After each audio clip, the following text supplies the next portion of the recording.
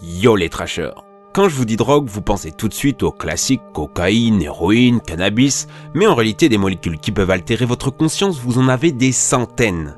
Vous seriez étonné de savoir qu'il y en a dans votre cuisine, frigo, toilette, jardin, et que certaines ont des effets mais alors vraiment timbrés. Alors si vous êtes curieux, je vous propose de découvrir ensemble les 12 drogues les plus folles et méconnues au monde. Cette émission a un but éducatif et nous n'assistons personne à la consommation de stupéfiants. Scopolamine, le souffle du diable. Considérée comme la drogue la plus effrayante du monde, il suffit de la souffler au visage de sa victime pour lui enlever tout libre arbitre. Il devient littéralement un zombie qui vous obéit au doigt et à l'œil. Vider son compte en banque ? D'accord, je te tape le code. Aider au cambriolage de sa propre maison ? Allez viens, je vais t'aider à porter les meubles. Devenir ton objet sexuel ?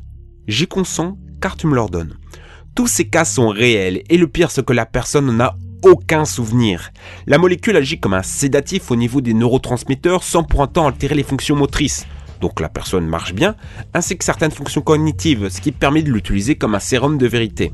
Et ce qui est terrible, c'est que vous ne pouvez rien faire. C'est sans goût, sans odeur, et dès que c'est en vous, vous êtes littéralement le jouet de votre agresseur. La drogue est très utilisée par les criminels en Colombie et les seules consignes de France Diplomatie, c'est de ne pas sortir seul, de ne pas accepter les verres des inconnus et de ne pas interagir avec les individus dans la rue. Mais bon, ça se passe loin et vous projetez pas de faire des vacances en Colombie. On va dire que vous êtes tranquille. Non. En France, cette drogue est arrivée en 2015 et 3 personnes ont été arrêtées pour avoir vidé les comptes en banque de 10 victimes. C'est une drogue relativement facile à fabriquer puisqu'on peut l'extraire depuis la datura ou la belladone, plante que vous pouvez trouver dans le jardin de votre mamie et même sur les bords des chemins. Le comique de cette tragédie, c'est que la scopolamine fait partie de la liste des médicaments vitaux de l'Organisation mondiale de la santé, puisqu'on l'utilise dans les soins palliatifs. Comme quoi le diable peut avoir des allures d'ange. Noix de muscade, le LSD des prisonniers. Oui, vous pouvez vous taper un putain de trip hallucinogène avec ce petit pot en poudre que vous pouvez trouver dans toutes les cuisines et légalement dans les prisons. 6 cuillères à soupe dans un bol d'eau chaude, vous buvez et vous êtes parti pour 24 à 36 heures de trip à base de fou rire et d'hallucinations intenses. Heureusement pour la salubrité publique, les effets secondaires sont insupportables. Déshydratation extrême, crampes, nausées, rimbousillés, il faut des jours pour s'en remettre. On présume que c'est la molécule de myristicine qui serait responsable de ces effets psychotropes proches des amphétamines. Donc au prochain gâteau que vous fera votre maman, vous saurez maintenant que vous mangez un peu de Thug Life. TNP, brûlé de l'intérieur. Cette drogue est à l'origine un médicament pour maigrir. Son action est assez simple. Elle réduit le rendement énergétique des mitochondries. Donc votre corps réclame plus d'énergie et s'en va brûler les graisses et les sucres de votre organisme. Donc tranquillou, vous jouez à la Xbox et vous fondez un V-d'œil. Un peu trop d'ailleurs. Vous cuisez littéralement de l'intérieur. La fièvre est fatale et le produit a été retiré des pharmacies en 1938. Malheureusement, on peut facilement la trouver sur internet et elle est utilisée par les culturistes pour sécher rapidement. Et les morts sont encore nombreux. DIPT, le trip auditif. Imaginez une drogue qui n'affecte à dose normale que votre audition. Tout votre univers auditif est pitché et distordu à l'extrême.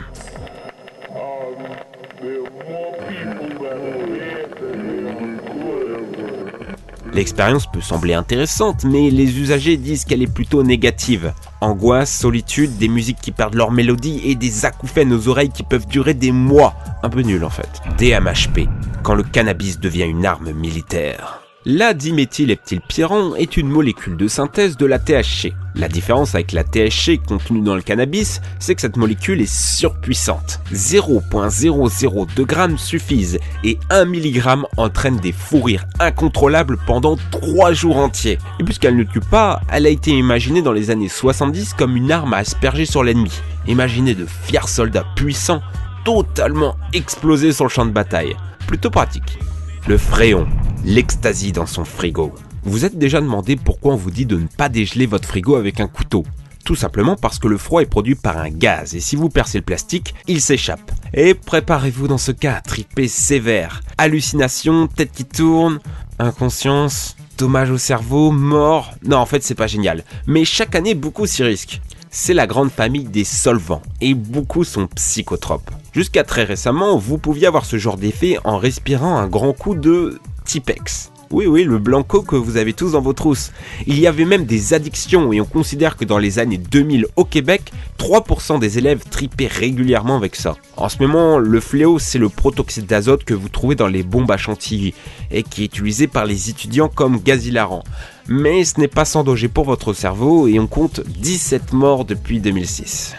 Stilton, le fromage psychédélique. Le fromage de Stilton est peut-être ce qui explique l'histoire d'Alice au pays des merveilles. En consommer le soir provoque chez le consommateur d'étranges rêves lucides. Il prend conscience de ses rêves, interagit avec et voit son monde se métamorphoser devant lui. Une étude a été menée sur la consommation de 20 grammes de ce fromage et 85% des personnes ont rapporté avoir vécu de telles expériences. Le mécanisme n'est pas très clair, mais il semble associer 3 choses. L'acide aminé tryptophane biosynthétisable en sérotonine ou en DMT, on en reparlera de cette molécule, les monoamines de la fermentation et le fait que ce soit très gras, donc très long à digérer. James Kim. Le caca, c'est délicieux. Bon, on va passer rapidement sur celle-ci. Tu mets tes déchets humains dans une bouteille, tu laisses fermenter au soleil, tu récoltes le gaz dans un petit ballon et tu inhales un grand coup. Des hallucinations, une intense euphorie, c'est très populaire en zombie, mais aussi pas mal de cas aux États-Unis. Pour vous dire, il y a même eu un épisode de X-Files qui traitait de ce sujet, la guerre des coprophages. Crocodile, l'héroïne des monstres. Bon, on revient un peu sérieux. En Russie, l'héroïne est si chère qu'on fabrique une substance aux effets similaires, mais qui vous dévore littéralement la chair. C'est pour ça qu'on l'appelle crocodile. Je vous passe les photos, mais c'est assez affreux. Elle s'appelle désomorphine et le pire, c'est qu'on la fabrique à partir de ce qu'on trouve dans une cuisine et d'un médicament, la codéine.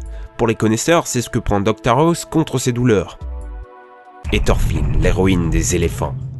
Vous ne le saviez peut-être pas, mais l'héroïne à l'origine est le nom d'un médicament, la molécule étant la diamorphine obtenue depuis le latex du pavot. Vous ne le saviez peut-être pas, mais l'héroïne vous en avez déjà peut-être pris. Du moins si vous êtes cassé quelque chose de très douloureux comme les hanches par exemple. On l'utilise en effet dans les hôpitaux comme antidouleur. Même sans aller à l'hôpital, vous en avez déjà ingéré dans les graines de pavot, les petits trucs qu'on met sur le pain. Ceci dit, pour avoir un effet, il faut en manger 1 kg en 10 minutes, ce qui n'est ni agréable ni conseillé. Il y a néanmoins une sorte d'héroïne que vous ne prendrez jamais de votre vie, à moins d'être un éléphant, c'est l'étorphine.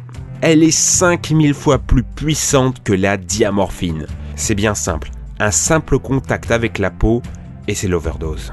Bufodénine, le léchage de grenouille. Il y a une grenouille au Mexique qui a trouvé un super moyen de se défendre contre ses prédateurs. Sa peau sécrète un puissant liquide hallucinogène. Tu veux la bouffer ? Prépare-toi à triper. Tu viens d'avaler de la 5-MeO DMT et elle peut être active jusqu'à 8 heures. Ces usagers décrivent l'expérience comme introspective et terrifiante. Une impression continue de mort qui se superpose à des visions prophétiques. Malheureusement, elle fut à la mode aux États-Unis, ce qui met en danger la grenouille Bufo alvarius. On vendait leur peau sur le bord des routes et les autorités ont dû intervenir pour qu'elle ne disparaisse pas. Ayahuasca, la molécule de Dieu. C'est la dernière drogue dont on va parler, et pas les moindres. On la considère comme le plus puissant hallucinogène du monde. L'ayahuasca est un breuvage initiatique indien qui mélange 2 plantes.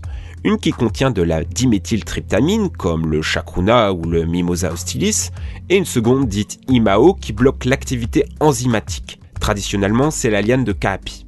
Bu lors d'une cérémonie, elle entraîne son usager dans 6 heures de rêves psychédéliques et d'introspection profonde. L'usager ne sent plus les limites de son corps, c'est comme s'il devenait de la fumée ne faisant qu'un avec l'univers. Des visions très colorées d'animaux, de plantes, de divinités, de son propre corps comme s'il flottait au-dessus de lui. Certains ressentent de la béatitude, d'autres une peur intense, l'impression d'être observé par quelque chose d'immense et de ne pas pouvoir bouger.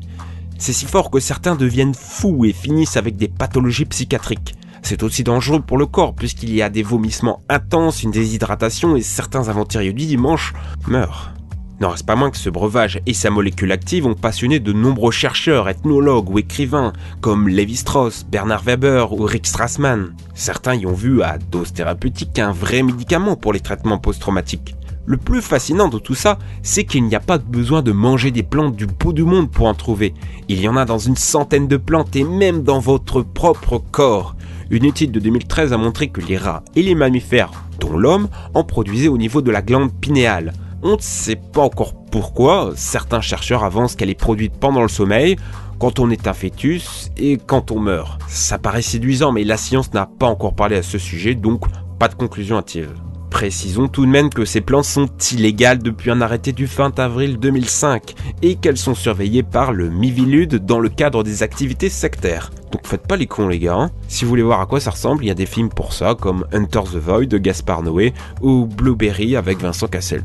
Voilà, c'était passionnant. J'ai fait cette vidéo après avoir vu celle en anglais de Matthew Santoro. Très bonne vidéo, mais il manquait beaucoup de choses et beaucoup de questions sans réponse surtout. Pourquoi de simples molécules peuvent produire de tels effets? C'est fascinant de voir que ce qui se passe dans notre corps est juste une sorte de jeu de Lego. Aucune molécule n'a un effet en soi, tout est déjà en nous. Notre corps est justement parfaitement réglé pour éviter de triper en continu.